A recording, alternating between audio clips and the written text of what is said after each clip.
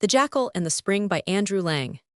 Once upon a time, all the streams and rivers ran so dry that the animals did not know how to get water. After a very long search, which had been quite in vain, they found a tiny spring which only wanted to be dug deeper, so as to yield plenty of water. So the beasts said to each other, "Let us dig a well, and then we shall not fear to die of thirst." And they all consented, except the Jackal, who hated work of any kind, and generally got somebody to do it for him. When they had finished their well, they held a council as to who should be made the guardian of the well, so that the Jackal might not come near it, for they said, "He would not work, therefore he shall not drink." After some talk, it was decided that the rabbit should be left in charge.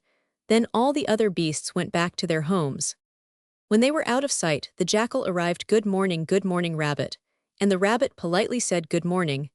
Then the Jackal unfastened the little bag that hung at his side, and pulled out of it a piece of honeycomb, which he began to eat, and turning to the rabbit, he remarked, "As you see, rabbit, I am not thirsty in the least, and this is nicer than any water." "Give me a bit," asked the rabbit, so the Jackal handed him a very little morsel. "Oh, how good it is," cried the rabbit, "give me a little more, dear friend." But the Jackal answered, "If you really want me to give you some more, you must have your paws tied behind you and lie on your back, so that I can pour it into your mouth." The rabbit did as he was bid, and when he was tied tight and popped on his back, the Jackal ran to the spring and drank as much as he wanted. When he had quite finished, he returned to his den. In the evening, the animals all came back, and when they saw the rabbit lying with his paws tied, they said to him, "Rabbit, how did you let yourself be taken in like this?" "It was all the fault of the Jackal," replied the rabbit. "He tied me up like this, and told me he would give me something nice to eat. It was all a trick just to get at our water." "Rabbit, you are no better than an idiot to have let the Jackal drink our water, when he would not help to find it. Who shall be our next watchman? We must have somebody a little sharper than you." And the little hare called out, "I will be the watchman." The following morning, the animals all went their various ways, leaving the little hare to guard the spring. When they were out of sight, the Jackal came back. Good morning, little hare." And the little hare politely said, "Good morning." "Can you give me a pinch of snuff?" said the Jackal.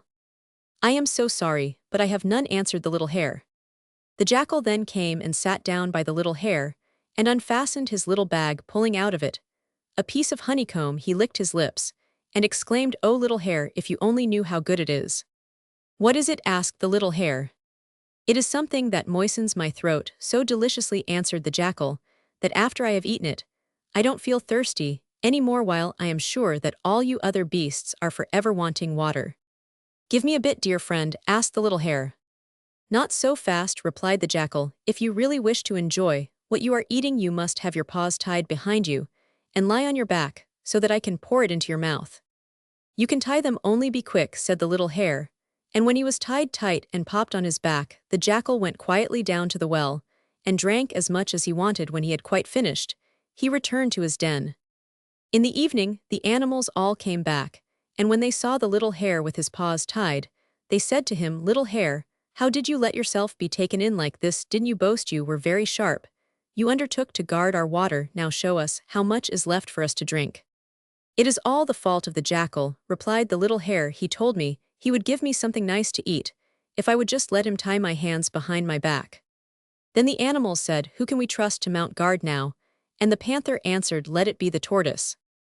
The following morning, the animals all went their various ways, leaving the tortoise to guard the spring. When they were out of sight, the Jackal came back. "Good morning, tortoise, good morning." But the tortoise took no notice. "Good morning, tortoise, good morning." But still the tortoise pretended not to hear. Then the Jackal said to himself, "Well, today, I have only got to manage a bigger idiot than before. I shall just kick him on one side, and then go and have a drink." So he went up to the tortoise, and said to him in a soft voice, "Tortoise, tortoise." But the tortoise took no notice. Then the Jackal kicked him out of the way, and went to the well and began to drink. But scarcely had he touched the water than the tortoise seized him by the leg. The Jackal shrieked out, "Oh, you will break my leg." But the tortoise only held on the tighter. The Jackal then took his bag, and tried to make the tortoise smell the honeycomb he had inside.